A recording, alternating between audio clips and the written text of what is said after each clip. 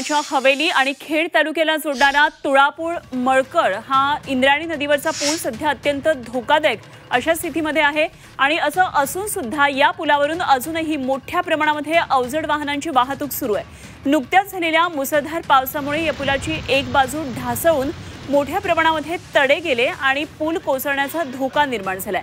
तर या ठिकाणी नवीन पुलाचं कामही अनेक दिवसांपासून रखडलंय। स्थानिक नागरिकांनी या स्थितीकडे लक्ष वेधून दिलेले आहे, तरीही प्रशासनानं तात्काळ हस्तक्षेप करून हा पूल वाहतुकीसाठी बंद करावा अशी मागणी आता होतीये। हवेली आणि खेड या इंद्रायणी पुलाचं काम एकदम स्थिर गतीने चालू आहे की लवकर करावे व जुना पूल पडण्याच्या स्थगितीत आहे।